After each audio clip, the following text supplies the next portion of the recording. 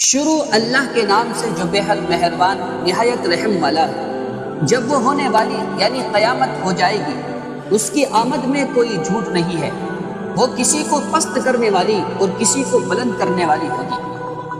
جبکہ زمین ایک بارگی بھونچال سے ہلنے لگے گی اور پہاڑ بالکل ریزہ ریزہ ہو جائیں گے، پھر وہ غبار ہو کر اڑ جائیں گے اور تم لوگ 3 گروہ میں ہو جاؤ گے۔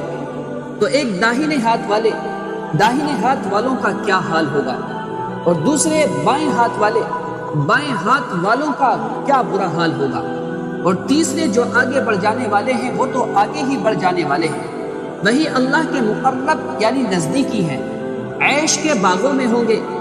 ایک بڑا گروہ تو اگلے لوگوں میں سے ہوگا اور تھوڑے سے پچھلے لوگوں میں سے ہوں گے۔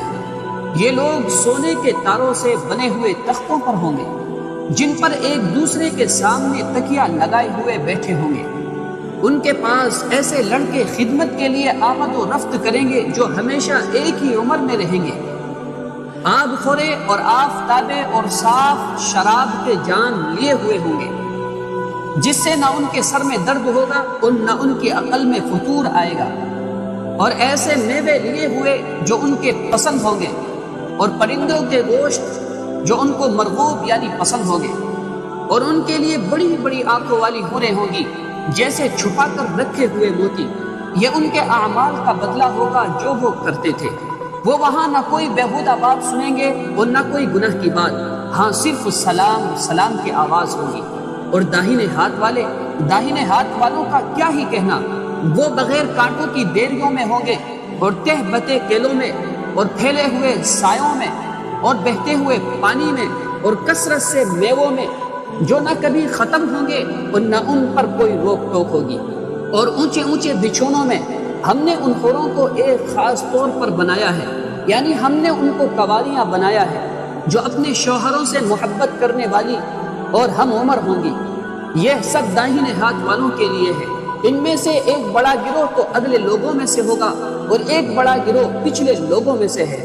اور بائیں ہاتھ والوں کا کیا برا حال ہوگا، وہ جھلسانے والی ہوا اور کھولتے ہوئے پانی میں ہوں گے، اور کالے دھوئیں کے سائے میں جو نہ ٹھنڈا ہوگا اور نہ خوشگوار۔ یہ لوگ اس سے پہلے یعنی دنیا کے اندر عیش و عشرت میں رہتے تھے اور اس بڑے گناہ یعنی شرک پر اڑتے رہتے تھے، اور کہا کرتے تھے کیا جب ہم مر جائیں گے اور مٹی اور ہڈیاں ہو جائیں گے تو کیا ہم دوبارہ اٹھائے جائیں گے، اور کیا ہمارے باپ دادا بھی اٹھائے جائیں گے؟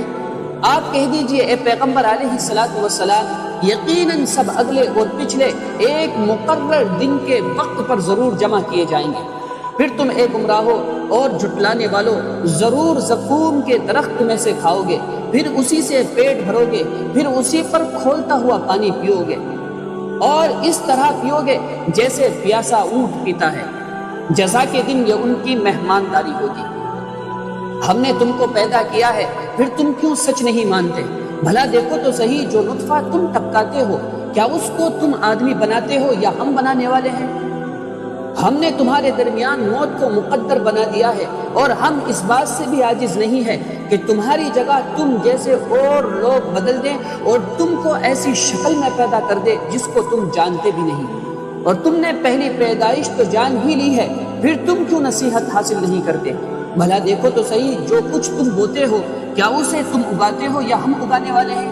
اگر ہم چاہیں تو اسے چورا چورا کر ڈالے اور تم باتیں بناتے رہ جاؤ کہ ہم قرضے میں پھنسے رہ گئے، بلکہ ہم محروم ہی رہ گئے۔ بھلا دیکھو تو صحیح، اس پانی کو جو تم پیتے ہو کیا اس کو تم نے بادل سے اتارا ہے یا ہم اتارنے والے ہیں؟ اگر ہم چاہیں تو اسے کھارا یعنی نمکین کر دے، پھر تم شکر کیوں نہیں کرتے؟ بھلا دیکھو تو صحیح، اس آگ کو جو تم سلگاتے ہو کیا اس کے درخت کو تم نے پیدا کیا ہے یا ہم پیدا کرنے والے ہیں؟ ہم نے اس کو یاد دہانی یعنی نصیحت کا ذریعہ اور مسافروں کے فائدے کی چیز بنایا ہے۔ بس آپ اپنے عظمت والے رب کے نام کی تسبیح کیجیے۔ میں قسم کھاتا ہوں ستاروں کے گرنے کے مقامات کی، اور اگر تم سمجھو تو یہ بہت بڑی قسم ہے، یقیناً یہ بڑے رتبے کا قرآن ہے، ایک محفوظ کتاب یعنی لوح محفوظ میں درج ہے۔ اس کو صرف وہی ہاتھ لگا سکتے ہیں جو پاک صاف ہو، یہ رب العالمین کی طرف سے اترا ہوا ہے۔ تو کیا تم اس کلام سے لاپرواہی برتتے ہو؟ اور تم نے اپنا حصہ یہ بنا رکھا ہے کہ تم جھٹلاتے ہو، تو پھر ایسا کیوں نہیں ہوتا کہ جب جان گلے تک آ پہنچتی ہے اور تم اس وقت مریض کو دیکھ رہے ہوتے ہو اور ہم اس مریض سے بنسبت تمہارے زیادہ نزدیک ہوتے ہیں لیکن تم کو نظر نہیں آتا، تو اگر تم کسی کے محکوم یعنی دباؤ میں نہیں ہو تو اس جان کو لوٹا کیوں نہیں لیتے اگر تم سچے ہو؟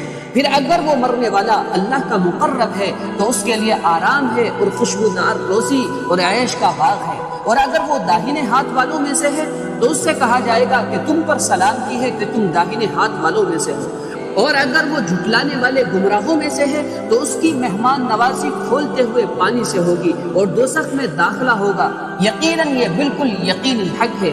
بس اے نبی علیہ الصلوۃ والسلام، آپ اپنے عظمت والے رب کے نام کی تسبیح کیجیے۔